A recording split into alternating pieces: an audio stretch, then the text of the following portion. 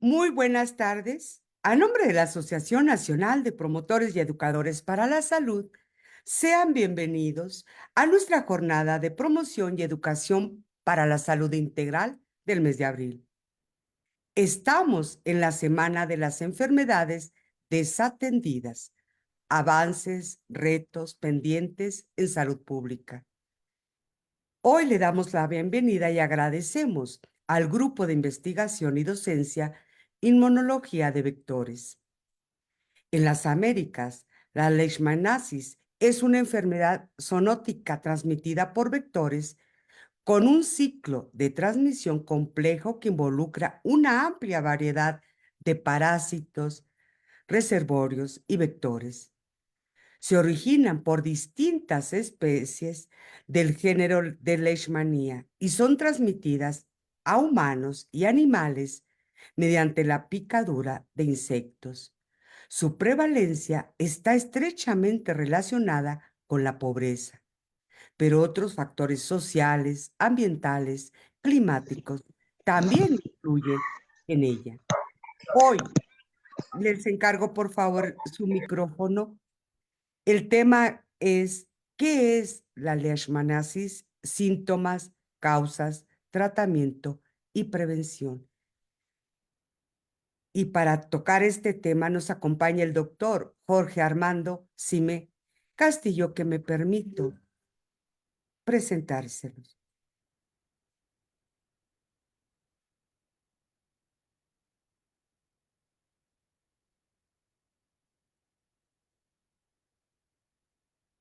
Él es el doctor Jorge Armando Sime Castillo.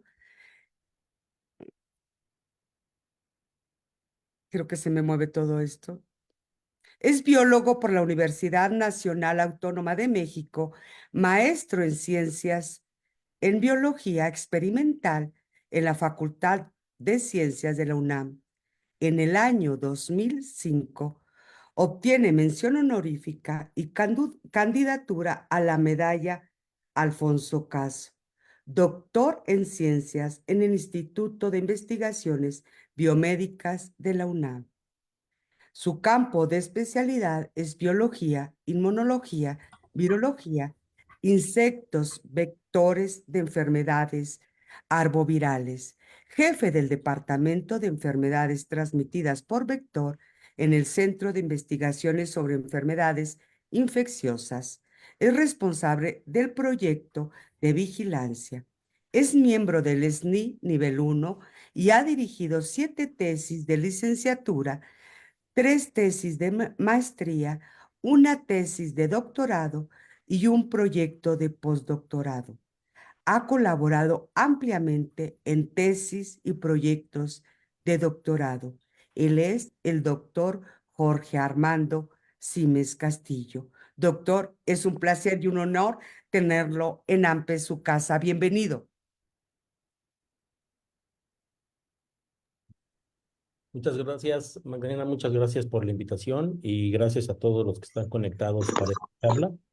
¿Me permiten? Entonces empiezo a compartir pantalla, ¿cierto? ¿Cierto? Adelante, doctor. Perfecto. Entonces empiezo compartiendo mi escritorio y daríamos inicio a la charla. Pues para empezar, nuevamente agradecer la invitación, agradecer al grupo, a los coordinadores y a quienes me han invitado a participar en esta semana de enfermedades transmitidas de importancia médica y hacerle difusión a este tipo de patologías, pues obviamente cobra gran relevancia e importancia debido a que son enfermedades desatendidas, Porque a ella no enfermedades le gusta. olvidadas, enfermedades no tratadas adecuadamente y de las que en ocasiones se sabe poco por parte de la comunidad o por parte de incluso de médicos en el tratamiento, en la prevención y en la forma de adquirirla.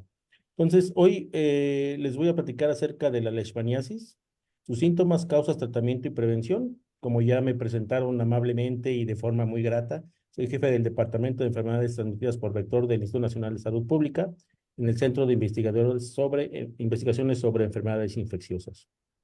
Entonces, si me permiten, voy a poner mi puntero y vamos empezando la presentación. Voy a hacer esto un poco, no sé si se puede hacer chiquito.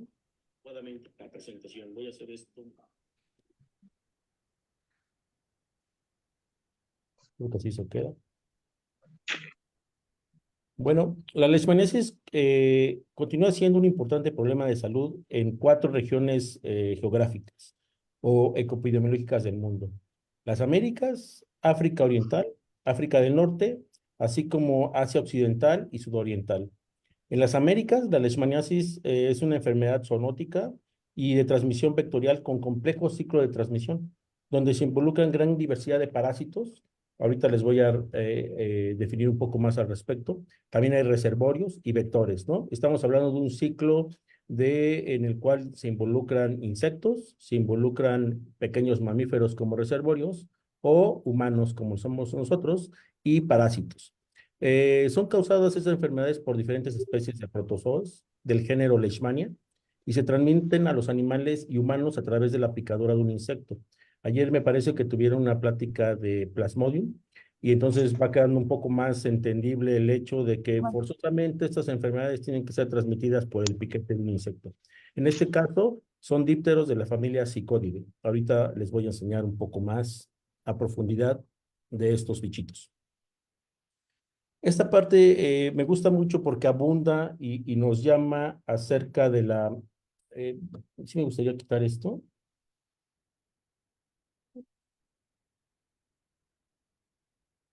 Pero no sé cómo lo podría hacer más pequeño. No sé si alguien me puede apoyar a ocultar controles de líneas flotantes.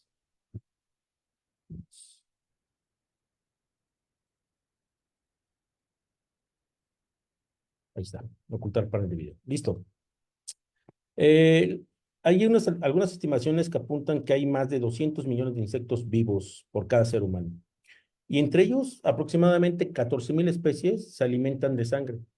Es decir, son forzosamente hematófagos para continuar su ciclo de vida. Estas especies que se alimentan de sangre precisamente tienen implicaciones potenciales graves para la salud humana, ya que pueden transmitir patógenos. De hecho, las enfermedades asociadas con vectores, con artrópodos, generalmente conocidas como enfermedades transmitidas por vector, como ya lo vieron ayer seguramente, representan más del 17% de todas las enfermedades infecciosas del mundo y causan al menos 700,000 muertes al año, según las estimaciones más recientes al respecto. En la parte interior izquierda de la diapositiva pueden ustedes ver precisamente estos insectos hematófagos. Aquí destacamos unos mosquitos, otros mosquitos y garrapatas. Estos se conocen como ceratopogónidos, que causan lesiones. Cada uno de estos bichos, artrópodos, tienen diferentes formas de alimentarse. Por ejemplo, las garrapatas, igual que los que vamos a ver ahorita, los Plebotomus, hacen un pequeño charco de sangre haciendo una laceración en la piel del hospedero. Este comportamiento de alimentación se conoce como telmofagia, en el cual laceran la piel causando una pequeña herida y a través de un pequeño charquito de sangre la adquieren. Mientras que los mosquitos tienen otra forma de alimentación conocida como solenofagia, en las cuales introducen la probosis en la piel, que es un pequeño estilete, y lo succionan. Entonces, estos dos tipos de comportamiento se han diversificado obviamente a través de la evolución. Entre las principales especies de insecto que tienen interés en salud pública, obviamente están las moscas por todas las pestes que pueden provocar. Están los mosquitos como los principales vectores. Entre ellos destacan lo que vieron ayer como los parásitos de la malaria. Y también pueden ser vectores de virus como el dengue, zika o chikungunya, que tal vez en algún momento haya otra oportunidad de que les platique porque es realmente a lo que más me dedico. Si se dan cuenta, estos que están aquí a la derecha, que son más pequeños, son los de la familia Psicodidae. Este es un Phlebotomus, es un poquito más pequeño que este y se le conoce como diferentes nombres como jejen. Pertenece precisamente a la familia Ceratopogonidae. Aquí hay moscas negras, que es igual a esta, pero ya está muerta. Y aquí quería que compararan el tamaño de este mosquito con este otro que transmite la leishmaniasis. Es decir, tiene un grado menor de tamaño con respecto a un mosco común. ¿Ya lo mandaron? Estas enfermedades son determinantes de la zoonosis, es decir, son enfermedades que tienen que tener diferentes circunstancias para que se den a cabo la transmisión hacia los humanos. Entre ellos, por ejemplo, la vida silvestre, la urbanización, recursos inadecuados, por ejemplo, como la tala clandestina, como la tala de bosques, selvas, etcétera, como deforestación o invasión de ecosistemas por parte de los humanos, provocarán que nosotros nos acerquemos más a los ciclos selváticos de algunos vectores, como pueden ser los causantes de la leishmaniasis, los cuales generalmente se alimentan de reservor de sangre de algunos pequeños mamíferos o primates, incluso en regiones selváticas. También los desplazamientos de las personas, la globalización, el cambio climático, industrialización o condiciones insalubres, se generan también recursos o se generan también, perdón, consecuencias para que sean transmitidas estas enfermedades desde ambientes animales hacia los humanos. También la globalización como tal ha hecho que se acrecenten el número de casos de zoonosis a nivel mundial. Únicamente habrá que recordar los casos de COVID que previenen precisamente el virus a través de se cree un murciélago que llegó hasta infectar a un humano en la región de Wuhan, en China. Entonces, aproximadamente el 70% de las enfermedades infecciosas son de origen zoonótico y entre ellas destacan que existen un vector para que sean transmitidas hacia los humanos. La epidemiología de la leishmaniasis es que en el mundo se considera como una de las enfermedades tropicales desatendidas con mayor auge en número de casos. Más de 12 millones de personas son infectadas anualmente y de 0.9 a 1.6 millones de nuevos casos al año. Entre 20,000 y 30,000 defunciones y 350 millones de personas viven en riesgo de infectarse en lugares en los cuales hay circulación del parásito. Según el informe epidemiológico de leishmaniasis en las Américas, durante los últimos 20 años se ha notificado que a la OPS más de 1 millón de casos de leishmaniasis cutánea y mucosa. Durante este periodo se ha observado una tendencia creciente en el número de casos y en el año 2020, que es un año atípico por las cuestiones de COVID, se registró la menor cifra de leishmaniasis, lo cual no significa que haya descendido, sino muy probablemente hay un subregistro del número de casos. Se calcula que cada año hay entre 700,000 y 1 millón de nuevos casos de leishmaniasis. Y solo una pequeña parte, cabe señalar, de las personas infectadas con el parásito acaban padeciendo la enfermedad. No siempre se desarrollan las formas severas de la enfermedad, ¿no? Ahorita vamos a ver cuáles son estas formas severas. En estas gráficas les enseño el continente americano, en Centroamérica y Sudamérica, y el número de casos que hay en un porcentaje de leishmaniasis cutánea, leishmaniasis mucosa o leishmaniasis no especificada. Aquí destaca México como un porcentaje amplio de leishmaniasis cutánea. Sin embargo, en nuestro país también se presentan las otras formas de la enfermedad que ahorita les voy a mencionar. Por estados y por años, podemos ver que la península de Yucatán es donde existe mayor incidencia y prevalencia de casos. Más del 60% de los casos en México se dan en la península. No obstante, se ha registrado que el 78% del territorio de nuestro país haya habido al menos casos de leishmaniasis durante un periodo desde el 2010 al 2022. Se han confirmado un total de 8,309 casos humanos en el país. Y 5 regiones son reconocidas como áreas de transmisiones endémicas. Déjenme enseñarles que estos bichitos son los que transmiten precisamente la leucemia. La leishmaniasis. Este género conocido como leucemia es el que se encuentra precisamente en el continente americano. También lo van a ver ustedes en documentos si es que buscan más acerca de esta enfermedad como moscas del Nuevo Mundo y estos como mosquitas del Viejo Mundo, conocidos con el género Phlebotomus. También se les conoce como sandfly o moscas de arena. Los nombres que se le han puesto, por ejemplo, en México es la mosca chiclera, la chiclera, o también se les conoce como jejem, papalotilla o palomilla. La leishmaniasis a mí la verdad es que me sorprende mucho y ahora que preparaba la presentación, buscando imágenes, es una enfermedad bastante devastadora. Devastadora en el hecho de las lesiones que causa. Tiene gran relevancia en la parte física de las personas que sufren esta enfermedad. Puede llegar a ser una enfermedad muy incapacitante y deformante, como lo vengo diciendo. Tiene un serio impacto sobre la economía, tanto de la población expuesta como para los servicios de salud por el tratamiento y el alto costo que demanda principalmente en algunas de las formas clínicas que veremos a continuación. La distribución de las leishmanias a nivel mundial, como les mencionaba anteriormente, en el viejo mundo se conoce como el género Phlebotomus y en el nuevo mundo como género Leutzomia. Sin embargo, entre estas pueden haber también diferentes especies de leucomias. Se considera que que hay alrededor de 1000 especies de moscas descritas actualmente. Cabe señalar que solamente el 10%, es decir, 100 moscas de sandflies, son las que son de importancia médica o las que se ha visto que son vectores de parásitos. Entonces, no todas las moscas de estas especies son parásitas y eso es algo también relevante. Incluso pasa también con los mosquitos que transmiten dengue, zika o chikungunya. Solo algunas especies son las relevantes para la transmisión. Lo mismo en el caso de la leishmaniasis. Cabe destacar que solo los géneros Leutzomia y Phlebotomus, que son los que les mencioné anteriormente, son las especies que se alimentan de sangre de humanos. Hay algunas otras que son específicas para sangres de pequeños roedores o de pequeños mamíferos. En el caso de las leucomias y los flebotomus, se han condicionado a también alimentarse de humanos. Se cree que los humanos somos vectores tal vez causales y no los vectores definitivos en el caso de la leishmaniasis y que ocasionalmente las leucomias se alimentan de nosotros porque estamos en el lugar no indicado donde ellas viven, ¿no?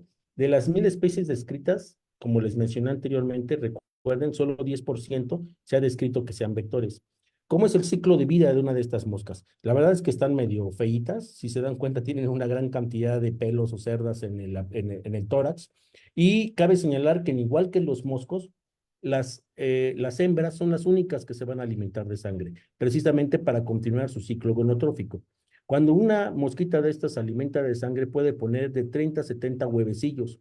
Y a diferencia del caso de los mosquitos, su ciclo de vida larval no se da en el agua, sino se da en sedimentos con alto porcentaje de humedad, hasta un 70%, y con una temperatura menor a los 20 grados centígrados, los cuales pueden ser hojarascas, madrigueras, pueden ser incluso hormigueros dejados por las hormigas o termitarios, y ahí va a continuar el ciclo de vida, el cual puede durar hasta 20 días después que estos huevos eclosionen.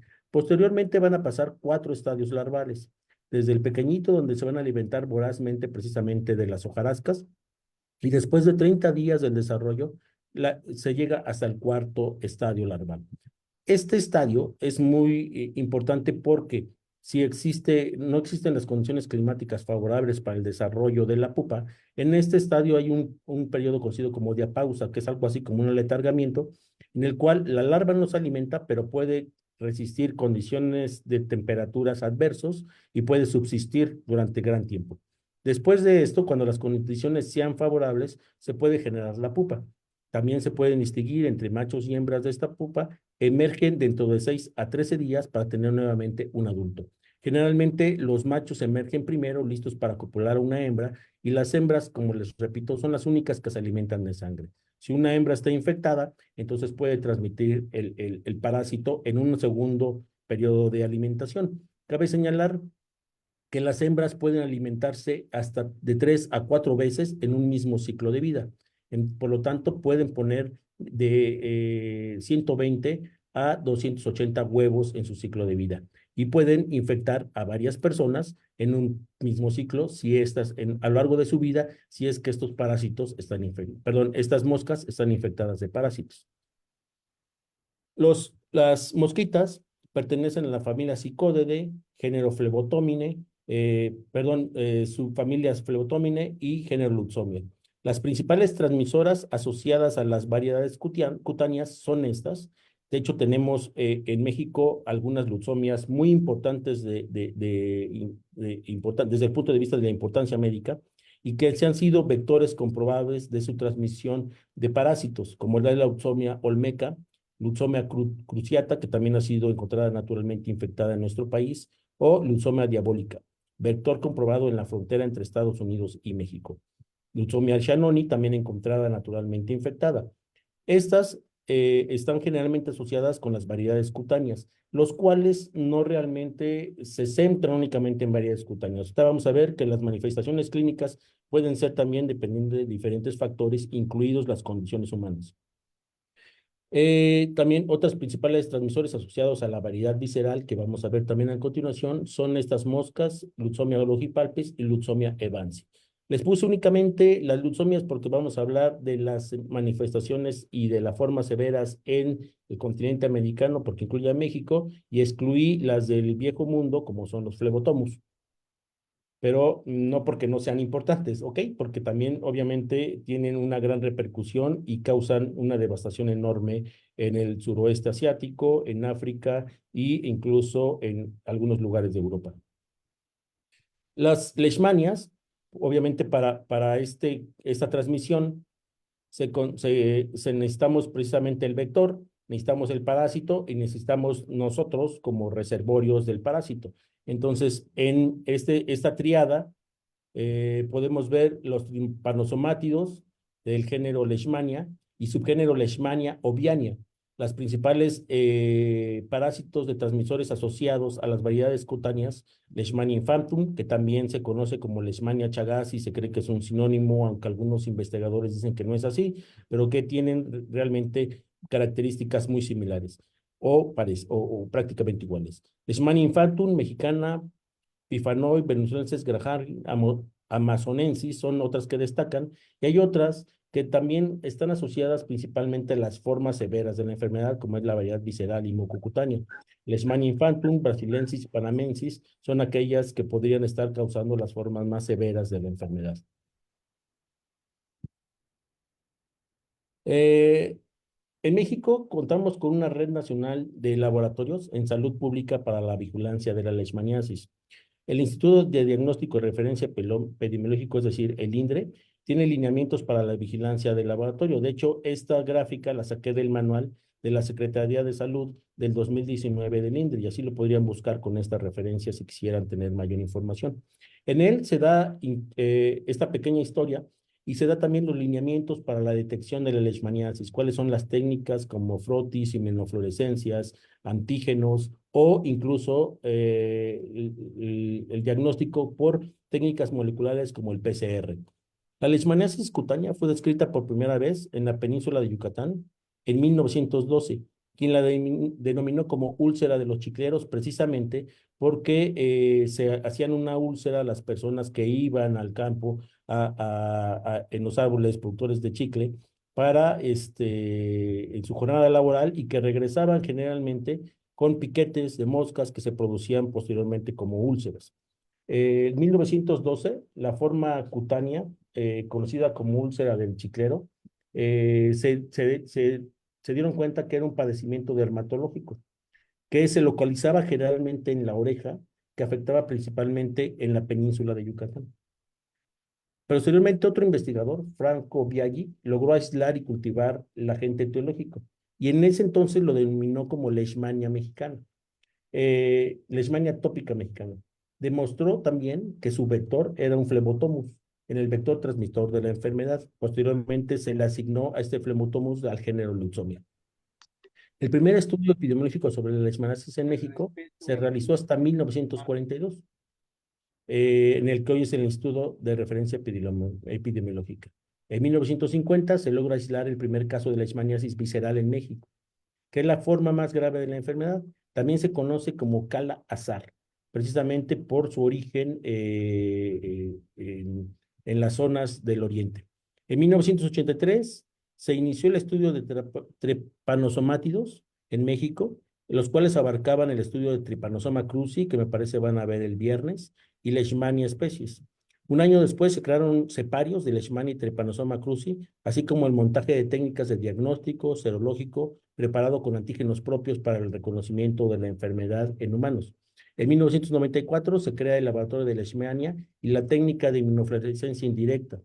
Fue la primera vez que se estandariza como metodología para la referencia del diagnóstico de Leishmania y aún se encuentra en uso esta técnica.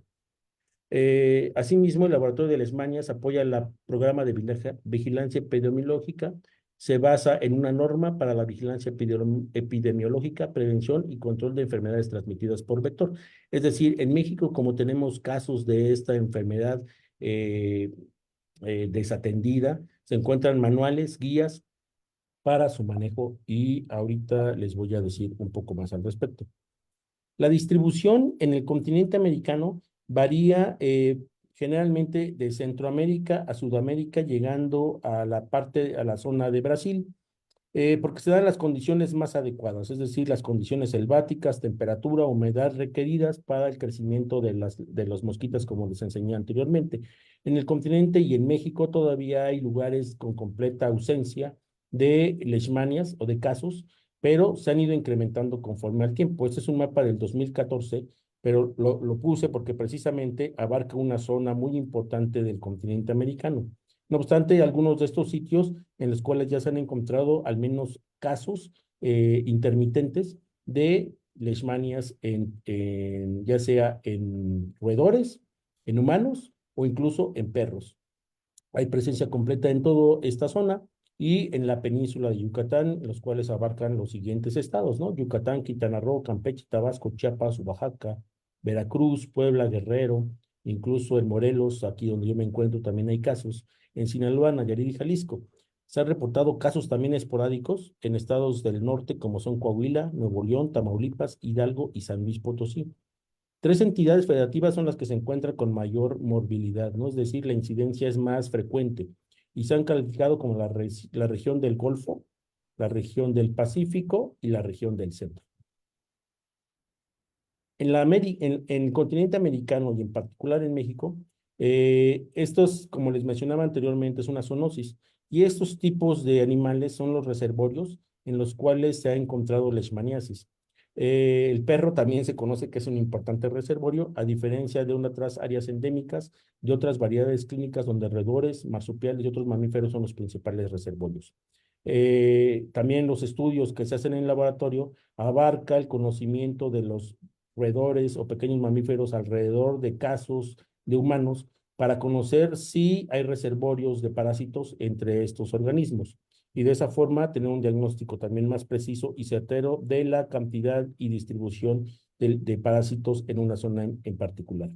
Les puse este periodicazo porque recientemente, en el año 2023, desde la construcción del Tren Maya, y a pesar de que es una obra pues importante para el desarrollo de la comunidad, de la región, también se tiene que contar con que al momento de intervenir ciertas regiones en las cuales generalmente son regiones selváticas y no hay perturbación, pues como dice coloquialmente, se le da un golpe al avispero y salen muchos de estos organismos a tener contacto con la población. Es más o menos lo que les decía anteriormente, la deforestación, el crecimiento poblacional, la invasión de ciertas áreas en las cuales anteriormente no estaba el humano, pues afectan precisamente al contagio de estas enfermedades. Y en este caso, en el 8 de febrero del año anterior, hubo un contagio a obreros que trabajaban en el Tren Maya. Y en ese entonces se hubo un gran caso y un número importante de brotes de leishmania en esta zona de construcción del Tren Maya. ¿Cómo se lleva a cabo la leishmaniasis? ¿Cómo se adquiere? Bueno, pues es algo muy, no decirlo complejo, pero sí consiste en varios pasos. Como les mencionaba anteriormente, la mosca necesita precisamente de sangre para continuar su ciclo de vida.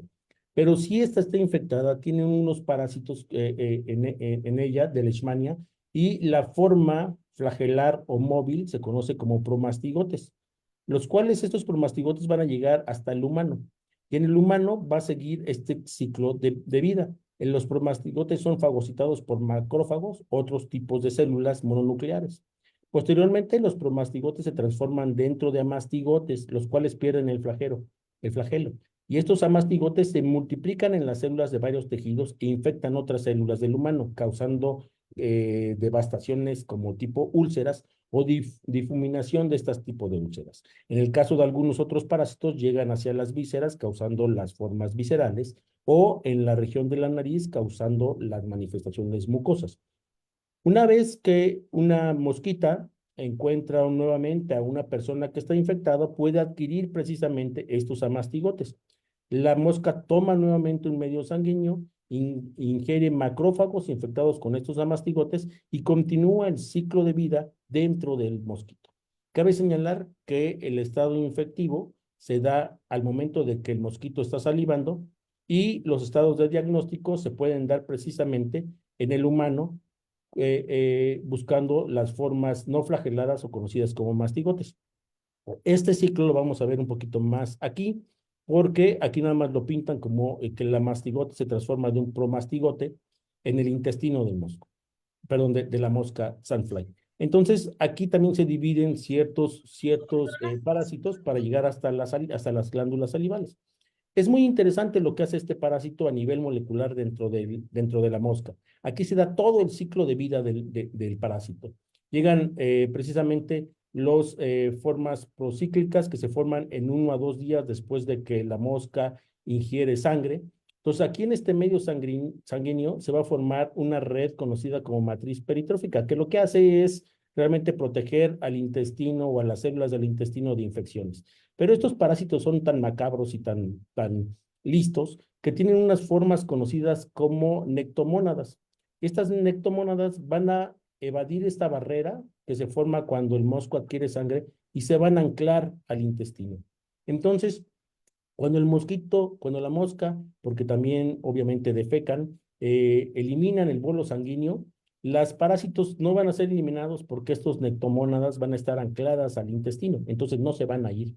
Y entonces estas siguen, después de 14 a 12 días, se convierten en otras formas del parásito conocidos como leptomónadas, las cuales se van a ir replicando en la parte interior del intestino del mosco. Esta es la parte interior, la parte media y la parte posterior del intestino de esta mosca. Y estas cositas amarillas, conocidas como leptomónadas, van a secretar una cosa conocida como PSG o gel del parásito. Está súper interesante porque este gel que se secreta va a hacer que como que nosotros nos estemos atragantando con un alimento y que la mosca cuando quiera alimentarse no lo pueda hacer de forma natural. Y entonces esto obliga a la mosca a regurgitar, es decir, a vomitar en el sitio de la lesión, así como lo digo. Y al momento de que lo hace, inocula los parásitos. Y al inocular los parásitos, estos pueden obviamente nuevamente invadir macrófagos en el humano y causar las formas severas de la enfermedad. ¿Qué es lo que sucede aquí? No me voy a detener mucho en esto porque a lo mejor es más complejo y no es el alcance de esta plática, aunque si quieren saber, me pueden contactar y podemos seguir con este tema. Pero una vez que la hembra mete la proboscis, en la parte de la izquierda es una forma, estamos viendo nuestra piel desde adentro, ¿no? La epidermis y la subdermis. Aquí están las células principales abajo de la epidermis y las que van a estar llevando los centinelas de la respuesta inmune. Y esta es una forma natural. Cuando el parásito llega, si se dan cuenta, todas estas células se vuelven loquitas y empiezan a sacar muchas cosas de ellas que van a tratar de eliminar al parásito. Pero el parásito es tan listo que en lugar de que sea eliminado, va a entrar a los macrófagos y ahí se va a seguir dividiendo. Y de ese modo se van a generar más parásitos y se empiezan a generar las lesiones en la piel, que pueden acabar precisamente con diferentes formas clínicas de la enfermedad, las cuales les comento aquí mismo. A que les he empezado a decir con anterioridad que la forma cutánea, la mucocutánea o la visceral, son 4 las principales formas de manifestaciones clínicas causadas por este bichito. Es la leishmaniasis cutánea localizada, también la pueden ver así como LCL, siendo esta la manifestación clínica más común y también la más común en México. La leishmaniasis cutánea difusa, ahorita vamos a ver cómo realmente es una dispersión de estas úlceras a lo largo de todo el cuerpo. La leishmaniasis mucocutánea, que más o menos les dije que puede invadir la mucosa de la nariz o en la boca, en la garganta. Y la leishmaniasis visceral, que como su nombre lo indica, tiene que ver precisamente con una invasión a las vísceras de nuestro organismo. La verdad, discúlpenme por esta foto si es que es muy fuerte. Les quise poner la menos agresiva. Si ustedes, por curiosidad, quieren indagar más al respecto, hay imágenes bastante fuertes de cómo se causan estas lesiones de leishmania. La forma ulcerada puede ser de este tipo. Esta es una forma ulcerada de la leishmaniasis cutánea que puede ser una o dos úlceras, esas son bastante grandes, tal vez sean más pequeñas. Esa es la manifestación clínica de las clasificaciones clínicas de la enfermedad. La forma diseminada precisamente es toda una región más abundante de estas úlceras o laceraciones, y la forma difusa puede ser también más grave, ¿no? Incluso puede ser llevada junto con una infección bacterial posteriormente, porque estas lesiones no se curan a tiempo o pasan desapercibidas.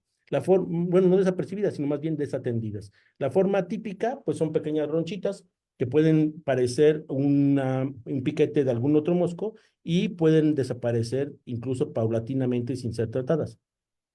Las dos formas más severas de la enfermedad y que son realmente devastadoras, pues es la forma mucosa o mucocutánea, que puede ser precisamente en la boca, o incluso puede ser tan devastadora que rompa todo el cartílago de la nariz, lo cual pues es obviamente bastante fuerte para el médico, para la persona que está atendiendo un caso de una persona con este tipo de leishmaniasis.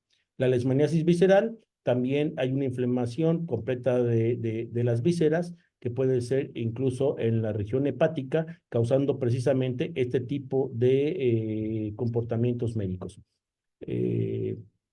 La definición de caso precisamente de estas manifestaciones clínicas es que todo paciente procedente o residente de áreas endémicas donde hay leishmaniasis o de una nueva área de transmisión de leishmaniasis, si presenta el siguiente criterio, como puede ser una o más úlceras cutáneas, ya sean superficiales, de bordes bien definidos, elevados, que precisamente tengan estas características como la que le estoy enseñando aquí a la izquierda, eh, entonces, puede ser un caso de leishmania, ¿no? Son nódulos o papulas o máculas que pueden ser puriginosas con tiempo de aparición que puede ser igual o mayor a 2 semanas después de la exposición o del piquete de la mosca.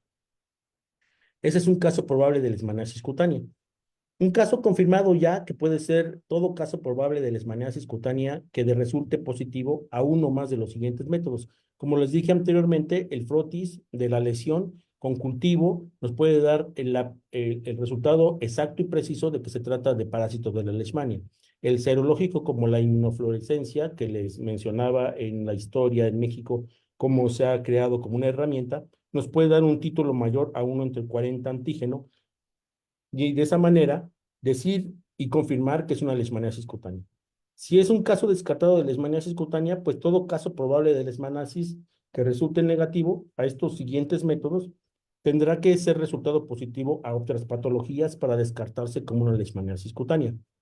En el caso de la leishmaniasis mucosa, todo paciente también procedente de un área endémica con antecedente de exposición puede tener lesiones granulomatosas elevadas, tanto en el tabique, en la parte de la nariz, la laringe, la faringe o incluso la tráquea, y puede ser que tenga o no antecedentes de la infección de leishmaniasis cutánea anteriormente, y que puede aparecer a los años o meses después de haber cicatrizado la lesión. Es decir, una persona que ha tenido leishmaniasis cutánea posteriormente puede tener una segunda reinfección o puede recaer en esta forma mucosa de leishmaniasis si es que no estuvo bien atendida o bien tratada la lesión de leishmaniasis cutánea. Si hay un caso confirmado de leishmaniasis de mucosa, todo caso probable de leishmaniasis debe dar positivo a una prueba de inmunoreacción o prueba de inmunofluorescencia.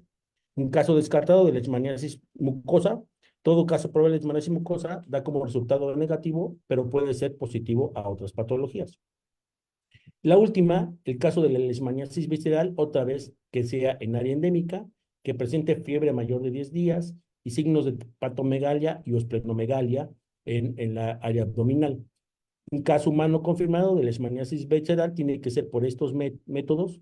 Puede ser incluso una inmunocromatografía, frotis, cultivos, pruebas de inmunofluorescencia o incluso la detección molecular por medio de PCR para encontrar qué tipo de leishmania es. Generalmente, y les decía yo anteriormente, los casos viscerales se asocian a Leishmania infantum o Leishmania infantum chagassi. La Leishmania infantum o Leishmania chagassi es el agente etiológico de la visceral en América. Entonces, es importante conocer si estos parásitos son los que se encuentran en estos casos confirmados de leishmaniasis visceral. Si es un caso descartado, entonces tendría que ser evidencia de que hay otra enfermedad, otra especie de leishmania que no haya sido anteriormente registrada como alguna de las que presentan las manifestaciones severas de leishmaniasis visceral. La vigilancia, prevención y control de la leishmaniasis se radica en 4 puntos principalmente. Una es la elección del tratamiento de la leishmaniasis, que depende de muchos factores, como puede ser la forma clínica, la eficacia del tratamiento, la toxicidad, el costo y efectividad del tratamiento para la persona afectada. Cabe destacar que las formas severas muchas veces se ven relacionadas con pacientes inmunosuprimidos. Por ejemplo, pacientes que tienen VIH, se ha visto que tienen mayor relación con leishmaniasis difusa o cutánea mucocutánea.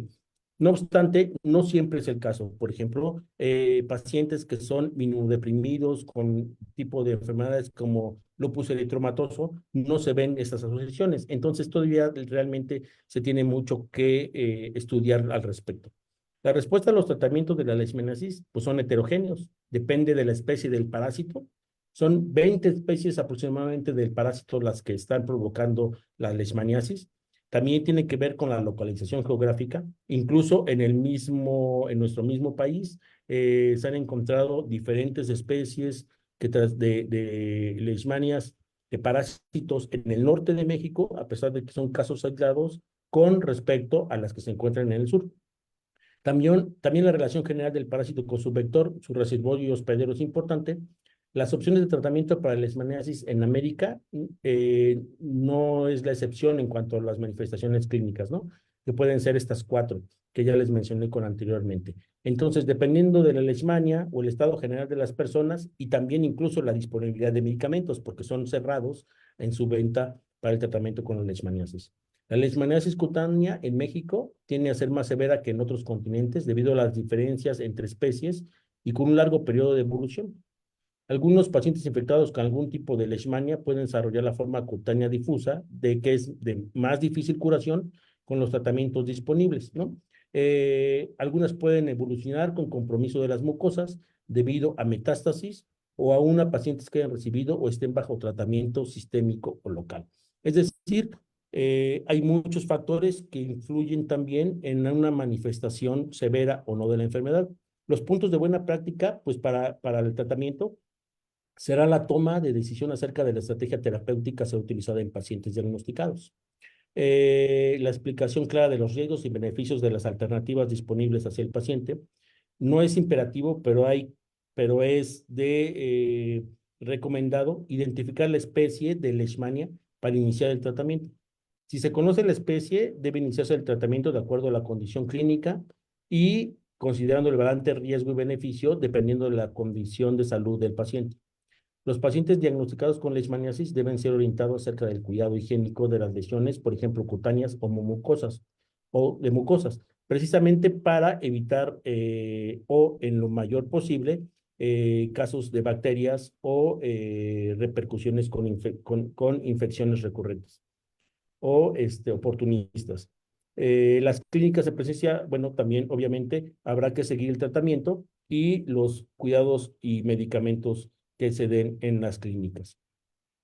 Los tratamientos locales para el manejo, en el caso de los adultos con leishmaniasis cutáneas, pues pueden ser diversos, dependiendo del grado, ¿no? Puede ser cutánea local o puede ser cutánea diseminada.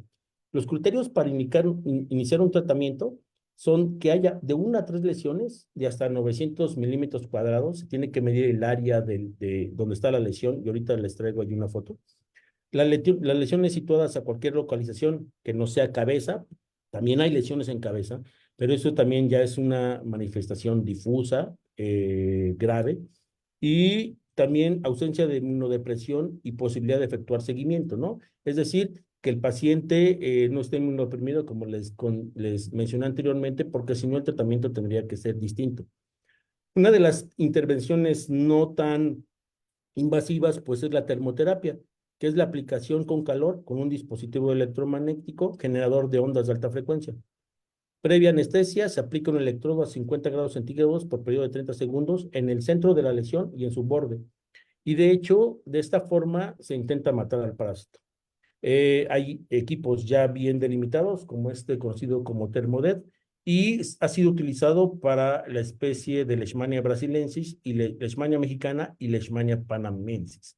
Como les digo anteriormente, no es imperativo, no es forzoso, pero sí es recomendable conocer o que el paciente vaya a la clínica para que le hagan un estudio de qué tipo de leishmania es las que se encuentran en sus lesiones, porque puede ser que una genere formas más severas o el tratamiento también puede ser distinto.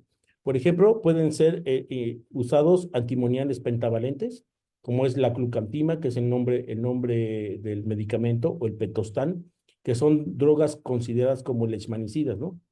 La forma de acción es que interfieren en la bioenergética de los amastigotes, como les mencioné, en la parte que se encuentra en los humanos, ¿no? El parásito no flagelado, cuando es transmitido de una mosca al humano.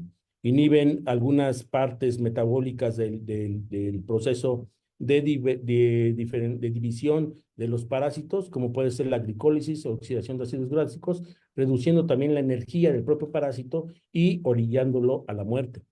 Generalmente este medicamento se concentra en hígado y en vaso y se elimina por la orina, pero también puede haber efectos tóxicos si hay retención de antimonio en los tejidos. Se recomienda aplicar este tipo de tratamientos, de medicamentos, en pacientes con leishmaniasis cutánea localizada y se recomienda que sean por estos parásitos encontrados en las lesiones, aunque no es excluyente. Otro tratamiento es de segunda elección frente a la leishmaniasis es la miltefosina, que es un antiparasitario activo. Este inhibe fosfolípidos y esterol del parásito y la leishmaniasis visceral en la India, tratado con este medicamento, cura hasta el 90% de los pacientes. Se recomienda usar este medicamento en pacientes adultos con diagnóstico de las siguientes leishmanias, ¿no? Como pueden ver aquí ustedes. Se recomienda utilizar este medicamento en pacientes también pediátricos con diagnóstico de leishmaniasis cutánea. ¿Por qué? Porque es mayor efectivo que el que les di anteriormente. Sin embargo, también tiene algunas repercusiones como puede ser vómito, diarreas, bajas de peso, dolor de cabeza, artralgias, etcétera. Por lo tanto, por eso es una elección de segunda elección frente al tratamiento con leishmaniasis.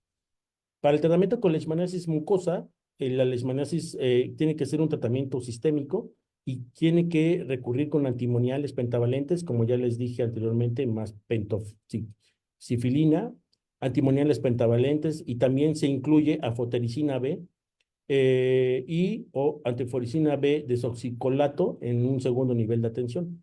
Es importante acudir a la unidad médica de primer nivel de atención con personal médico capacitado para la atención de estas lesiones y para que el tratamiento sea lo más efectivo y rápido posible. Afortunadamente, en México contamos con guías para el tratamiento y para el seguimiento de este tipo de enfermedades. La leishmaniasis cutánea, criterio para el seguimiento clínico, pues bueno, la definición desde un caso nuevo o hasta una recaída, en el cual se toman en consideración la recaída como la reactivación de una lesión previamente curada, independientemente del tiempo de observación. Es súper importante esto porque a partir de que aparece una lesión, podemos saber si el tratamiento funciona o no. Y si desapareció, habrá que ver si hay una recaída, lo cual estaría involucrando que todavía hay parásito dentro de nuestras células. En cada visita de seguimiento se debe hacer un examen clínico completo que incluya precisamente la evaluación de síntomas y signos de eventual compromiso mucoso, ¿no? Como les mencioné anteriormente, las formas cutáneas localizadas pueden ser difusas o en su momento también pueden ser mucosas. Al término del tratamiento, tiene que checar precisamente el seguimiento de las lesiones cutáneas que sean fáciles de comparar con el tamaño de la lesión inicial. Criterios de curación es el tercer mes del inicio del tratamiento, que ya haya una cicatrización, una desaparición de la inducción de la base, es decir, de la lesión, desaparición de linfagitis o adenitis en caso de que haya ocurrido, o ausencia de nuevas lesiones que no se hayan visto anteriormente en los tratamientos. Todo tratamiento incompleto, independiente de la causa, pues es un abandono de este, ¿no? Esto es para el caso de la leishmaniasis cutánea, pero también esta guía nos menciona los diferentes definiciones y seguimientos de la leishmaniasis mucosa, de la leishmaniasis mucocutánea y también de la leishmaniasis visceral, que no está en esta diapositiva, pero que ustedes podrían consultarlo en este manual de procedimientos para vigilancia y control de la leishmaniasis en las Américas, que se ha implementado también en México. Como les mencionaba anteriormente, la lesión es importante para el seguimiento clínico. Para evaluar la forma adecuada de la extensión de la úlcera cutánea hay que medirla. Esto tiene que ser hasta la región desprovista de epidermis y parte de la dermis, es decir, hasta este borde de la úlcera. La área calculada es la zona de la úlcera con dos diámetros más largos y puede ser medidos con una regla como tal. Y el color de la frontera, es decir, la parte alrededor de la lesión, puede ser informativo porque nos podría estar diciendo que hay una infección, como ¿me escuchan? Hola.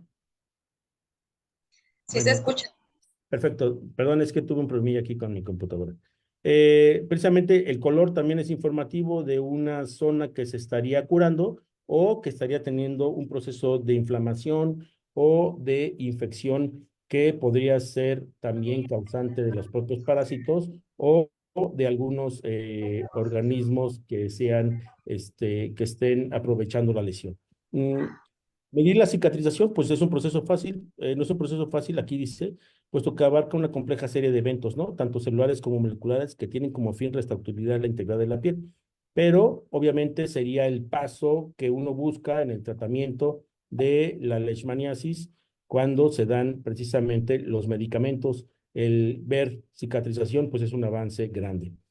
En esta guía para la atención médica de la leishmaniasis en México, también se incorpora la localización de la lesión, es decir, en dónde está el área de la lesión, el diámetro, se debe registrar la úlcera o todas las úlceras en los distintos segmentos del cuerpo, según diseño a continuación. En la primera región, que es la cabeza, el cuello, toda la parte de la cara, obviamente este parásito y este mosco, hay muchas lesiones en mejillas, muchas lesiones alrededor de la boca, enfrente, también hay lesiones en el cuello y en los brazos, donde se producen principalmente la mayoría de las úlceras, incluso en el pecho y en la espalda, y con menos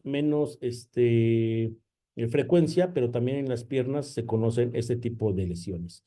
Entonces, las personas encargadas de dar seguimiento, muchas veces, incluso hasta en los hogares de las personas que sufren de este tipo de lesiones, pues tienen que ver, medir el diámetro de la lesión, ver si no se está esparciendo, ver si no aparecen lesiones nuevas y registrar con mucho cuidado y con mucha cautela las mucosas que ya señaladas, nariz, garganta, laringe, faringe, para que no se estén llevando diseminación mucocutánea.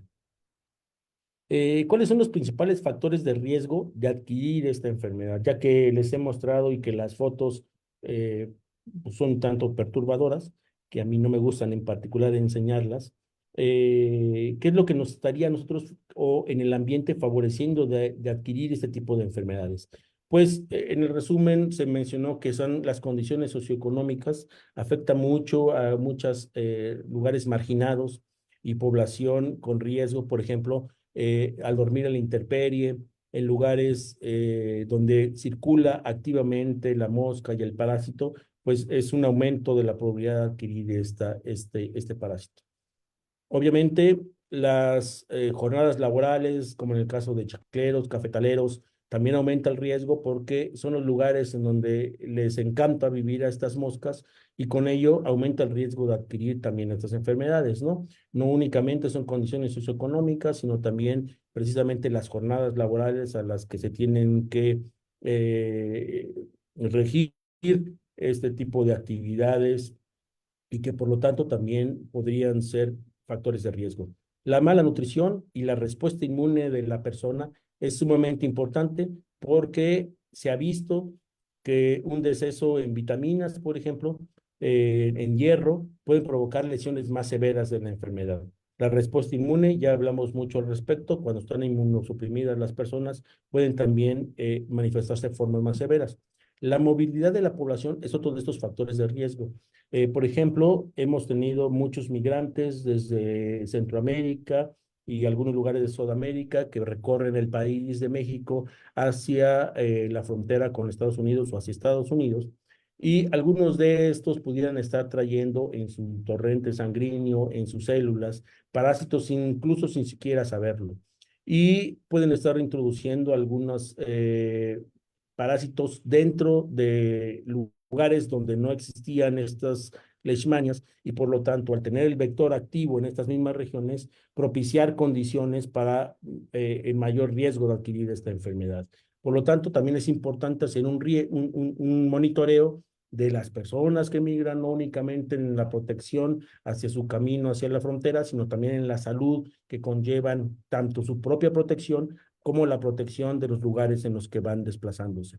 Otro de los principales factores y de los cuales somos culpables, pues son los cambios ambientales y climáticos. Con este calentamiento global, precisamente se pueden propiciar más lluvias torrenciales en las cuales puedan favorecer la humedad, los lugares precisamente que les gustan a las moscas para seguir su ciclo de vida y con ello aumentar la abundancia de estos organismos y de esa manera también ser mayor propicio de transmitir las enfermedades. Por ejemplo, en el caso del calentamiento global hemos visto un aumento precisamente a nivel mundial de las temperaturas y diferentes modelos, aunque aquí dice con virus, porque ese es un modelo que también aplica para el caso del dengue, se han hecho diferentes predicciones del aumento del riesgo de enfermedades a través de la transmisión de vectores. Y se ha visto en estos modelos que existe una mayor capacidad vectorial con un aumento de la temperatura. Hay una mayor área geográfica que se adecúa para los hábitos de los vectores. Es decir, se predice una expansión tanto latitudinal como altitudinal, en las cuales anteriormente no se encontraban estos vectores, y son escenarios en futuros de cambio climático. Las temperaturas hacen que grandes altitudes sean más adecuadas para los hábitats de los vectores. Por ejemplo, aumenta el nivel del mar, aumenta el riesgo a lo largo de las zonas costeras de que se presenten este tipo de organismos. El efecto de los patrones estacionales cambiantes también es parte importante y el calentamiento invernal en algunas áreas donde anteriormente precisamente disminuía la temperatura y con ello la abundancia de los vectores porque no son muy adeptos al frío, pues estas áreas ya esta temporada de calor que se extiende son también favorables para los vectores. Y por lo tanto, que es un esquema no tanto alentador, es que habrá o resultará en un periodo más prolongado de la transmisión de este tipo de enfermedades y en muchas partes del mundo, ¿no? Es decir, está esparciendo. A pesar de que es un panorama tal vez no muy alentador lo que les he venido diciendo con respecto a cómo se transmite, las lesiones que provoca, la desatención de este tipo de enfermedades, también hay cuestiones de prevención y control, ¿no? La prevención y el control de la leishmaniasis, pues es compleja, requiere de muchas herramientas y también de mucho dinero, ¿no? El diagnóstico, aquí la palabra precoz tal vez no sea lo mejor, sino el diagnóstico eficiente y rápido tendrá que ser, resulta ser eficaz para reducir las lesiones, ¿no? Reducen obviamente la prevalencia de la enfermedad, previenen la muerte o incluso la discapacidad, las lesiones tan abundantes en el caso de las mucocutáneas, también ayudan a reducir la transmisión, obviamente, y a vigilar la propagación una vez que hay un caso humano, ya que después de haber un caso humano en una región en particular, si la mosca pica a ese humano, se puede transmitir esa mosca nuevamente a los vecinos, a la misma familia que viven con ese paciente, ¿no? Entonces, por eso es que un diagnóstico temprano, pues es muy recomendable para evitar la dispersión de la enfermedad. Actualmente, pues existen fármacos que son muy eficientes y seguros contra la enfermedad, como los que les he enseñado anteriormente. Especialmente el acceso a estos medicamentos también se ha mejorado gracias a mecanismos con la Organización Mundial de la Salud y también a un programa de donación de medicamentos por conducto de organizaciones civiles. Es decir, incluso en este ejemplo que les mencionaba yo de los casos que aumentaron con el Tren Maya, también se tuvo que actuar de forma eficiente desde el gobierno para adquirir el medicamento y empezar a suministrarlo a las personas que habían contraído una enfermedad. Otra parte muy importante, al igual de lo que vieron ustedes ayer con el caso de Plasmodium, es la lucha contra el vector, porque en realidad no hay una vacuna contra la leishmaniasis, no hay una vacuna todavía efectiva contra el dengue, contra el Zika, contra el chikungunya, y entonces uno de los principales retos y de las principales estrategias, pues es precisamente controlar a los vectores. Esto ayuda a reducir o interrumpir la transmisión de la enfermedad, ¿no? Porque si no hay perro, no hay rabia.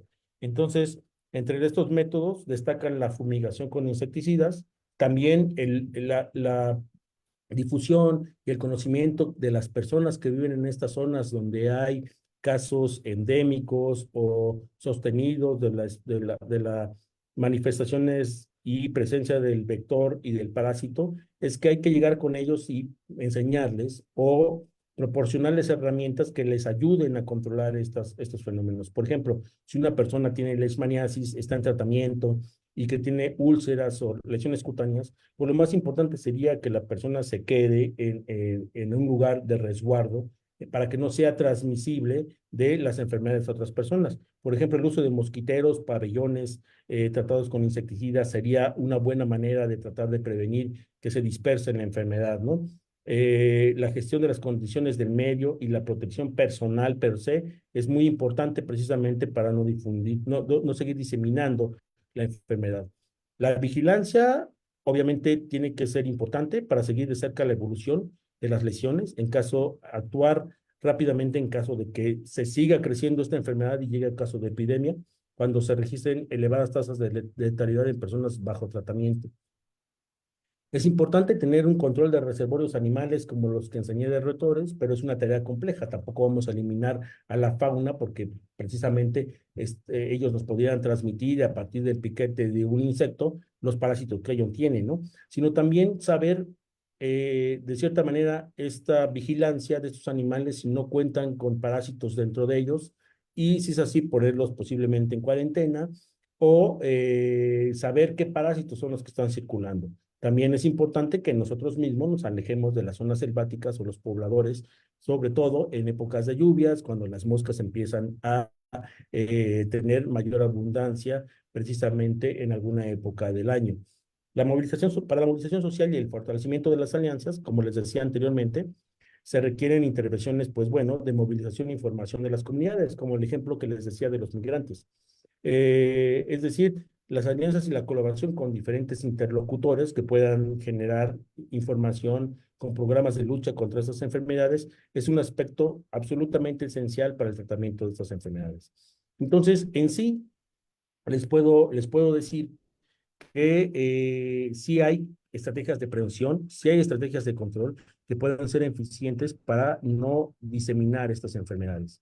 No me queda más que agradecerles hasta aquí la charla que les he preparado. Aquí están mis datos, por si tienen alguna duda, me pueden contactar personalmente al laboratorio, a mi correo.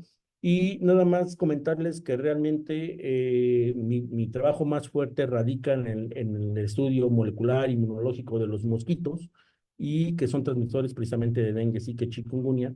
Y lo que hacemos más en el laboratorio es la interacción virus-vector y los tratamientos precisamente desde el vector para eliminar la transmisión de los virus a los humanos. Pues muchas gracias. No sé si tengan alguna duda o comentario. Muchísimas gracias, doctor. ¿Nos podría dejar la imagen en donde están sus datos un momento más, doctor, por favor? Sí, claro, por supuesto. Para que las personas tomen fotografía, capturen pantalla, tomen sus datos, doctor. Y les vamos a recordar que en AMPES tenemos un número para las preguntas más 52 55 87 92 46 58. Y bueno, doctor, vamos a empezar, que hay preguntas. Y aquí una muy interesante que nos llegó, es un licenciado en educación de Chile y dice, ¿cómo se puede incorporar a los médicos ancestrales en la prevención? Es decir, en médicos ancestrales estamos hablando de médicos con algún tipo de eh, medicamentos naturales. Eso tal vez es la pregunta. Así nos hace la pregunta. Bueno, Dice, de ¿cómo hecho, pueden incorporarse los médicos ancestrales, tradicionales, ancestrales, ok. latinos en los temas que está usted tocando, doctor? Sí, es sumamente importante porque no solo a los médicos tradicionales, por ejemplo, sino a la propia comunidad y a médicos incluso con medicina preventiva tradicional, incorporarlos de la misma manera, es decir, con la información fidedigna y la información más precisa del tipo de enfermedad de la cual estamos hablando, ¿no? Del tipo de lesiones, que estas lesiones pueden ser precisamente causadas a través de un parásito, de las manifestaciones clínicas que pueden suscitarse a través de la infección con estos organismos. Y sería de la misma manera, ¿no? Los mismos médicos tradicionales podrían tener algunos tratamientos paliativos, algunos tratamientos de plantas medicinales, no lo sé, que podrían funcionar adecuadamente con hierbas, pero el asunto es que si las lesiones no se tratan eficientemente, adecuadamente, y no se les da un seguimiento en su crecimiento, o dispersión o difusión, pues difícilmente las personas se van a curar o incluso pueden empeorar y llevar hasta la muerte, ¿no? Entonces, el seguimiento pues es igual para todos los médicos, para toda la población, enfermeros, etcétera, que el tener una lesión del tipo úlcera, habrá que precisamente acudir a un diagnóstico de qué tipo de parásitos o de qué tipo de lesión tenemos, ¿no? Si es que se encuentran parásitos precisamente en ellas. Esa sería tal vez la respuesta más que tengo más precisa ahorita. Gracias, doctor. Aquí una estudiante becaria de Argentina dice que está muy interesada en este tema y que trabaja con este tema, con visceral, y que le gustaría tener más información sobre este padecimiento. Entonces, que le envíe un correo electrónico, doctor. Sí, claro, por supuesto, por supuesto. Si ella trabaja también con leishmaniasis visceral, bueno, seguramente ya reconoce que la leishmaniasis visceral puede ser provocada por algunos tipos de parásitos en particular y que también el tratamiento es muy diferente al que se da en la leishmaniasis cutánea, ¿no? Entonces, o mucocutánea. Entonces, sí, un correíto y podemos abundar en más información al respecto, sí, desde luego. Gracias. Es una enfermera del Estado de México.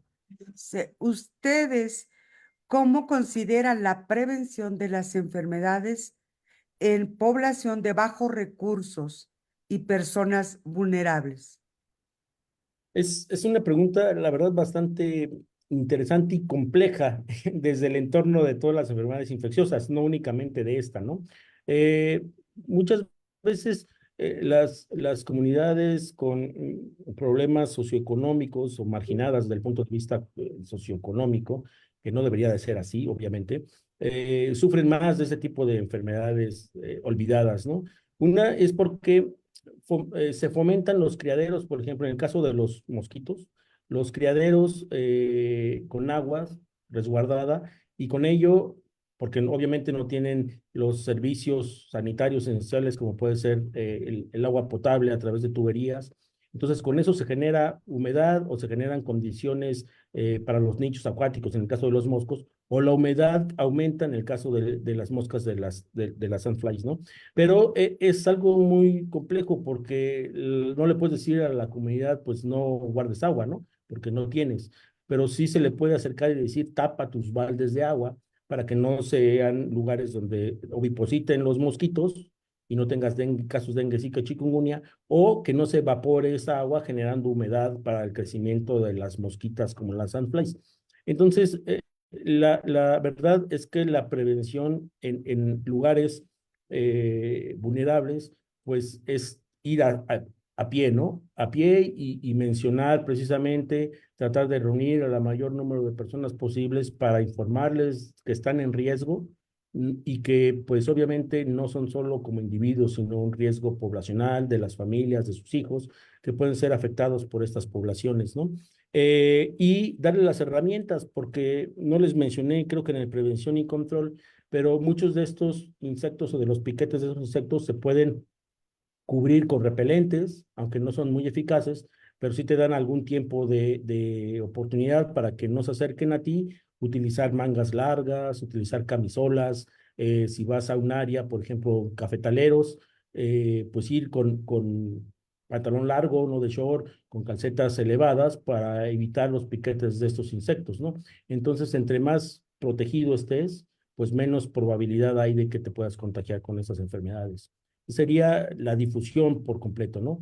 No solo en zonas marginadas, porque eh, casualmente o interesantemente muchas de esas enfermedades, y como el dengue, por ejemplo, no solo ya son de zonas marginadas, ¿no? Son un foco importante de dispersión en muchos lugares socioeconómicos de muchos países. Muchas gracias. Aquí un odontólogo de Argentina le pregunta, ¿es el futuro de nosotros debido al cambio climático este tipo de enfermedades? Pues miren, tal vez en algún momento habrá la oportunidad de hablarles más acerca del dengue, pero justo que es con algo de lo que también me fascina mucho, ha habido un aumento ahí en Argentina precisamente, hay casos más abundantes y más constantes de dengue, ¿no? Prácticamente todo Sudamérica, excepto Chile, pero incluso la isla de Pascua también ya hay casos de dengue. Y la leishmaniasis también ha aumentado potencialmente su rango geográfico. Si ven, por ejemplo, en México les enseñaba la parte sur, que es la más predominante, pero en los últimos años la parte norte, como Coahuila o eh, Sinaloa, hay mayor número de casos, ¿no? Entonces, paulatinamente van aumentando con el cambio climático. Es decir, hay mayor número de tormentas durante un tiempo constante, aunque sea más corto, pero con un índice pluvial muy elevado. Y también hay lugares en los que anteriormente no había calor. Y estos bichos generalmente se suscriben, si se acuerdan del mapita que puse por ahí, en las zonas tropicales, pero pues esto ha ido paulatinamente cambiando precisamente con las condiciones del cambio climático. Algunas de las ideas que se tienen o de las premoniciones no muy alentadoras es que las enfermedades transmitidas por vector, de ahí puede provenir alguna otra pandemia en corto tiempo, si no es que tomamos las acciones necesarias para inhibir la transmisión de estas enfermedades por insectos, ¿no? También creo que van a Muchas, tener una de Chagas, entonces también tal vez les platiquen algo similar, también potencia precisamente los hábitats de las chinches, ¿no? El calentamiento. doctor, en nuestra página de Facebook están solicitando su correo. Parece ser que no lo ven muy bien. Sí, a ver, vuelvo a compartir aquí la Sí. pantalla, está en grande, pero mi correo es jorge.cime@insp.mx. Así me lo deja un momentito, doctor, porque también aquí en la sala de Zoom están solicitando su correo electrónico. Y bueno, vamos a dar lectura a alguna de las preguntas aquí de nuestra sala de Zoom. Dice, buenas noches, doctor Jorge. Mi pregunta es, ¿cuáles son los principales desafíos en el tratamiento de leishmaniasis, especialmente en regiones donde la enfermedad es endémica y los recursos son limitados? ¿Qué avance reciente se ha logrado en la investigación de vacunas contra la leishmaniasis y cuáles son los obstáculos principales que enfrentan los investigadores La comida. en este Yo campo? tampoco. Y la hace Cintia Mabel. Todo Muchas lo saqué gracias, con Cintia. Levi. Sí, es una pregunta realmente muy interesante y es una pregunta incluso desafiante, porque para todas las enfermedades transmitidas por vector, incluyendo la leishmaniasis, lo esencial y lo que se busca es el desarrollo de una vacuna para la prevención del contagio. Lamentablemente, por ejemplo, no hay modelos naturales o apegados a la leishmaniasis, por ejemplo, en los roedores que les mencionaba con anterioridad. no se forman lesiones de las que se forman en el humano, por ejemplo, ¿no? Entonces, muchos de los problemas en la que se topa la ciencia o la investigación para el desarrollo de vacunas de este tipo de enfermedades es precisamente que no hay un modelo natural en el cual se puedan reproducir las condiciones que pasan en el humano y por lo tanto también el desarrollo de vacunas. Sin embargo, se han hecho, por ejemplo, ratones humanizados en los cuales carecen de respuesta inmune o tienen la respuesta como la de un humano y se han intentado inocular parásitos o virus tratando de hacer o semejar las lesiones que pasan en el humano. Y en ello se está trabajando, por ejemplo, conozco del Centro de Investigaciones del el CINVESTAB del Politécnico en la Ciudad de México en el desarrollo de una vacuna precisamente para el tratamiento de leishmaniasis. También otras como el interferón, no sé si no han escuchado, también se ha probado para el tratamiento de la enfermedad. Y como les mencioné también anteriormente, los medicamentos de primer y segundo nivel que les mencionaba con anterioridad, también han sido más eficientes. Y entonces muchas de las lesiones de las úlceras que anteriormente eran difíciles de curar o de cicatrizar, paulatinamente ha mejorado el tratamiento y muchas de las personas se recobran de la leishmaniasis cutánea local de forma eficiente, ¿no? No así de la leishmaniasis mucocutánea, porque en realidad es una forma avanzada de la enfermedad, entonces es más difícil de tratarla, es más difícil de revertirla y obviamente de curar estéticamente a una persona que ha sufrido una lesión severa, ¿no? Como el caso de la pérdida del cartílago de la nariz. Pero paulatinamente se ha avanzado y a veces también, recuerdo que era la pregunta también acerca de los recursos, ¿no? Al ser una de las enfermedades que se manifiestan más en poblaciones socioeconómicamente vulnerables, pues se le mete menos dinero, ¿no? Esa es la verdad. Y allá habrá que hacer que algunas de las personas, de algunos de los dirigentes, de sociedades, metan más en este tipo de enfermedades. La Organización Panamericana de Salud tiene de 20 a 30 enfermedades desatendidas y la leishmaniasis es una de ellas. Y se tiene una meta que para el 2030 al menos 5 de estas enfermedades deberían de ser atendidas y disminuidas los casos entre la población, ¿no? Ojalá y podamos llegar a esas metas. ¿Y cuáles son los principales obstáculos que enfrentan los investigadores en este campo? Pues hay muchos, ¿no? Desde precisamente la obtención de recursos para hacer ciencia, para trabajar con este tipo de enfermedades no es tan sencillo conseguir recursos financieros que te puedan llevar a cabo en la ciencia básica, ¿no? Porque recordemos que vacunas, tratamientos, paliativos, etcétera, vienen desde la ciencia básica a la aplicada y a veces se requieren herramientas prontas o herramientas de uso eficiente y de uso inmediato, y a veces no se pueden lograr si no tienes una trayectoria de investigación que te conlleve a tener esas herramientas. Y a veces entiendo a las personas y a los directivos de salud que quieren algo que sea mucho más eficiente, pero no lo puedes generar sin ningún conocimiento. Entonces, en ciencia te enfrentas a no tener a lo mejor financiamiento para generar ese conocimiento, ¿no? Y tienes que ir picando piedra para tener una vacuna o tratamientos más eficientes en el diagnóstico.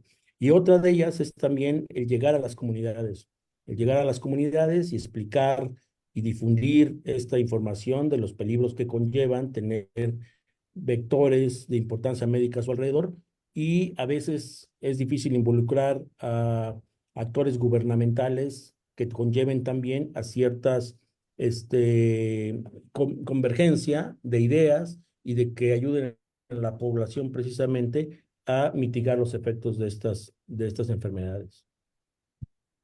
Muchísimas gracias, doctor. Aquí en nuestra sala de Zoom dice Fernando Salas. ¿Cuál sería la secuencia de evolución de una lesión clásica de leishmaniasis cutánea? Pues la evolución clásica sin un tratamiento es el crecimiento de la lesión, ¿no? Empieza con un pequeño piquete, como si fuera una roncha de un mosquito, y paulatinamente se va a empezar a hacer una úlcera, empieza a hacer un crecimiento de esa lesión que va a ir aumentando en tamaño considerablemente. Paulatinamente pueden aparecer de 2 a 3 lesiones de ese tipo.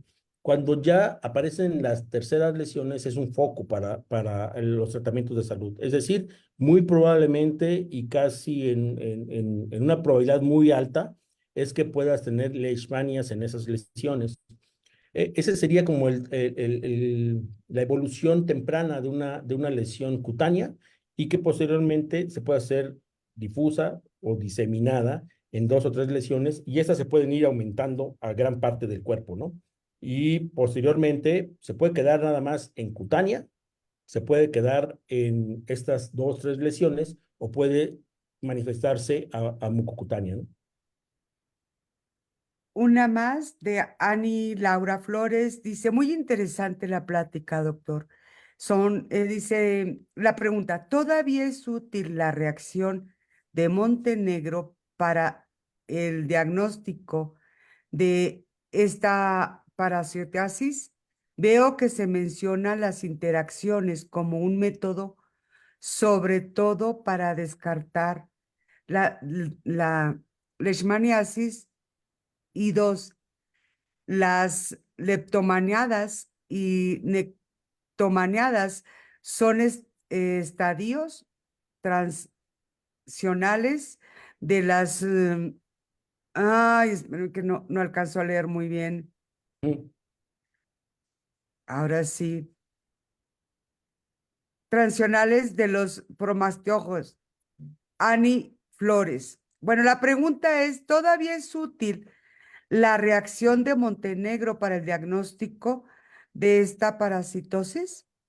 Sí, sí, Ani, muchas gracias por la pregunta. Sí, todavía es útil. De hecho, es una de las herramientas para decidir si es una leishmania o no. Y obviamente también esa herramienta y esa reacción también puede decirnos si el paciente tuvo leishmania con anterioridad. Es decir, es una prueba que aún se usa y que también es direccional hacia un tratamiento u otro, ¿no? Aún está en uso. Y respecto a las fases de estadios de Ujú. los formas del parásito dentro del insecto, sí son fases estadías. Recordemos que todas estas fases se encuentran únicamente en el insecto y en el humano van a ser los amastigotes. Entonces, de estas que decíamos, las neptomodas, por ejemplo, son aquellas que se van a anclar en el intestino del insecto para que no sean desechadas junto con las heces y que puedan seguirse dividiendo y alcanzar hasta el bolo alimentario, o nuevamente la segunda alimentación de la mosca, ¿no? Es decir, que se sigan dividiendo y que puedan volver a infectar a una persona cuando se alimenta la mosquita. Muchísimas gracias. Acá Orlando dice, saludos desde Chiapas, excelente tema. Acá solo batallamos con el dengue en la mayoría de los casos. Carolina, excelente presentación. Silvia Mabel dice, excelente presentación, doctor Jorge. La leishmaniasis es un tema crucial, pero demasiado ignorado en muchos ámbitos. Su charla ha destacado la importancia de abordar este problema de salud pública con mayor atención y recursos. Felicidades por su excelente. Gracias, Silvia. Excelente ponencia, Ofelia. Eh, Sigue las felicitaciones para usted, pero aquí hay una en nuestra página de Facebook, voy a dar lectura y dice Luisa Fernanda, en Colombia se está elevando el número de casos de dengue. Los síntomas son mucho más fuertes y en general todas enfermedades transmitidas por vectores son más fuertes. Están en aumento por el cambio climático. Muy interesante información, ya que nosotros, como personal de salud, debemos estar comprometidos en conocer sobre estas enfermedades. Gracias a usted por darnos esta información de primera mano por este medio. para que podamos nosotros educar, aprender nuestras dudas. Muchísimas gracias. Le dan las gracias, doctor. Y aquí una más. Doctor, aquí en Argentina tenemos una emergencia sanitaria en este momento. No dice de qué, pero es una emergencia sanitaria. Sí, Gracias, Marianela. supongo Sí. que de dengue, supongo. Sí, igual en el caso de Colombia y Argentina, Perú, Bolivia, hay un gran número de casos de dengue circulando actualmente. En México tuvimos un pequeño brote en febrero, causados también por el huracán en Acapulco, y del cual encontramos también nosotros ahí en el laboratorio virus circulantes en mosquitos. Y obviamente aquí en México también esperamos una gran cantidad de casos de dengue este año, sobre todo por la abundancia del mosquito, ha ido aumentando. Y también las condiciones climáticas pues favorecen y los virus circulantes en el caso del dengue, hay que ver qué serotipos son los que están circulando, por qué las manifestaciones clínicas son más severas, es decir, si el virus pertenece a un genotipo o linaje con mayor virulencia o seguramente lo vamos a estar sabiendo a lo largo del año, qué es lo que está sucediendo con estos casos. Una más en nuestra página de Facebook y dice María González, en Argentina luchamos contra el dengue, cuyos síntomas son cefalia, vómito, dolor corporal, que perdura por días y días. Es un dolor fuerte y lo peor es que la recuperación es muy larga. En las personas pueden quedar con secuelas. Pues en el caso de dengue no se ha visto hasta la fecha secuelas a largo plazo, como en el caso, por ejemplo, del long COVID o del caso de chikungunya, que es una manifestación muy fuerte con dolor de articulaciones que puede durar meses. En el caso del dengue, generalmente el dengue no grave, pues se caracteriza por esto que nos están mencionando, cefalias, dolor de cabeza, dolor de articulaciones, incluso vómito, diarrea que debería, en la gran mayoría de los casos, estar pasando alrededor de los 10 días. Si hay algunos casos que podrían estar siendo prolongados, valdría muy bien la pena analizar qué es lo que está sucediendo, porque las manifestaciones severas del dengue, pues el dengue hemorrágico o el dengue grave, pues ya conllevan a un tratamiento y una hospitalización, ¿no? Es decir, a la pérdida de plasma, al sangrado o al bajo de plaquetas, que pueden incluso causar la muerte. Pero manifestaciones como dolor, fiebres elevadas durante más de 7 días, incluso 5, no es común en los casos de dengue, ¿no? Habrá que ver también qué pasa con ellos. Porque Está interesante. aquí vuelve a poner otra persona, María González, dice, este año hubo muchísimas personas afectadas, más que en años anteriores. ¿Puede ser por el clima también, doctor, el cambio climático? Sí, de hecho, en el caso particular del dengue hay oleadas que se conocen muy bien, en los cuales se conocen como incluso años epidémicos, ¿no? Al menos eso lo tenemos bien registrado aquí en México. Cada año, cada 2 años hay estas oleadas donde hay número de casos abruptos. En el caso de Argentina, por ejemplo, que han incursionado en esta epidemia de dengue, pues tal vez es un tanto más novedoso que lo que nosotros tenemos aquí. Y puede ser que también los casos hayan ido en aumento porque no es una zona endémica de dengue, es decir, no tienen una infección sostenida todo el tiempo. Por lo tanto, también hay muchas personas que no tienen anticuerpos contra el virus. Por lo tanto, esas personas pueden estar teniendo mayor número de casos de lo que pasa, por ejemplo, aquí en México, ¿no? Aquí en México muchas personas, incluso conocidos míos, han tenido dengue y entonces tienen anticuerpos contra un serotipo. Habrá que ver también cuántos serotipos están circulando en Argentina, porque recuerden que en el caso del dengue, las manifestaciones severas o clínicamente más fuertes es cuando te infectas con un segundo serotipo distinto al primero con el que te infectaste la primera vez, ¿no? Entonces habrá que ver si no es el caso también en ciertas zonas donde no es una infección sostenida, no hay anticuerpos y la gente está teniendo pues reacciones muy adversas en el caso del dengue, ¿no? Gracias, doctor, en nuestra página de Facebook. Dice Mariana, excelente retroalimentación, gracias, saludos desde Vectores de Veracruz. Le manda el saludo, gracias.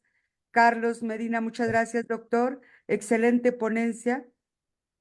Y bueno, doctor, ahora sí, si nos permite, vamos a hacer la entrega de manera virtual de su reconocimiento.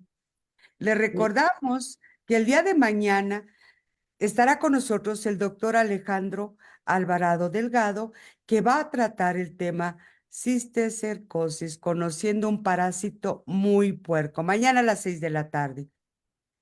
Los esperamos. ¿Está bien que deje de compartir pantalla? Sí, por favor, doctor. Perfecto.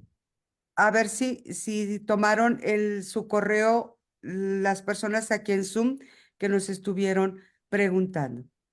Sí, si quieren lo puedo poner aquí mismo en el chat por si lo Sí, quieren. por favor, doctor, porque nos han estado preguntando. Claro, ahorita se los comparto aquí mismo en el chat.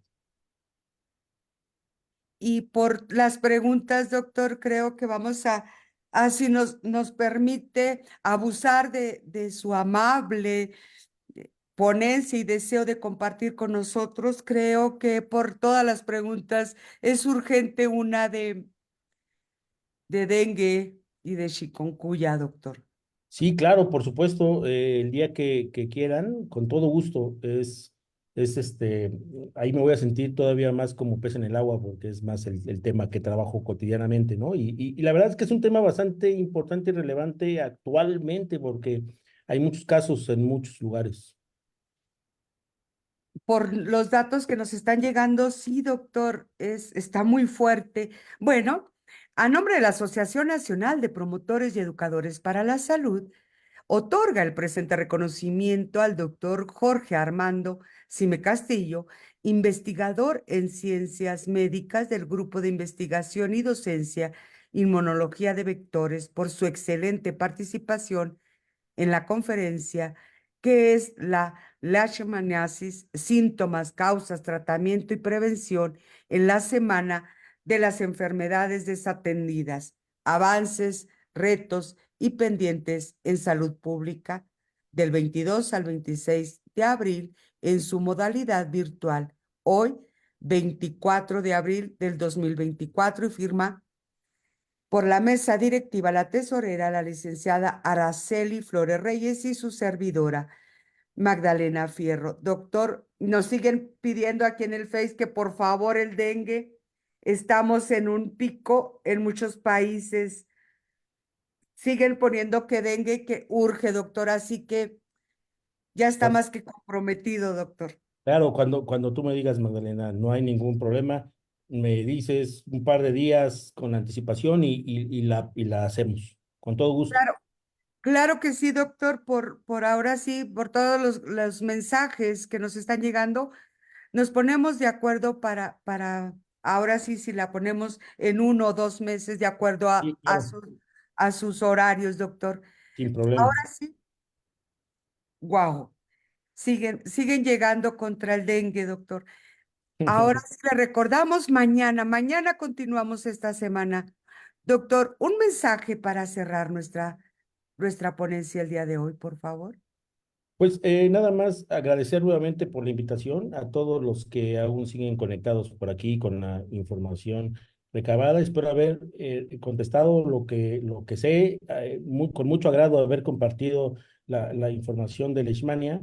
Y pues nada, pues precisamente la divulgación, la difusión de la información hacia los sectores más vulnerables de estas enfermedades transmitidas por vector es la única forma en la que podemos hacer que tal vez las cosas cambien, ¿no? Y que veamos menos casos de estas enfermedades en nuestras comunidades. Y eso, pues creo que todos los que estamos aquí deberíamos de poner nuestro granito de arena. Gracias a todos. La verdad es que ha sido muy enriquecedor y muy agradable estar con ustedes. Muchísimas gracias, doctor. Mire, hasta por el número me está llegando que urge una charla de dengue. Entonces, claro que sí, vamos a tomar Hagámoslo, cartas en el hagámoslo. asunto. Y amarramos aquí ya con el doctor, así que muy pronto esperen noticias de esta ponencia. Y te pedimos a ti que nos estás escuchando ahorita o que nos vas a escuchar más tarde, mañana, en la noche, te pedimos que compartas esta ponencia. Es importante llegar a más y más y más personas, despertar conciencia y educar para que ellos eduquen a su familia. Y solo tal vez alguien de tus contactos le urge esta información. Despertamos una conciencia y ayudemos a despertar nuevos líderes en las comunidades, solo tal vez. A nombre de la Asociación Nacional de Promotores y Educadores para la Salud, buenas tardes, muchísimas gracias y los esperamos mañana. Doctor, ha sido un honor aprender con usted. Buenas noches, Muchas gracias. un abrazo fuerte de corazón a corazón en la distancia para todos ustedes. Doctor, me pongo en contacto con usted. Perfecto. Un saludo a todos. Buenas noches. Hasta luego. Buenas noches, doctor. Saludos a Hidalgo.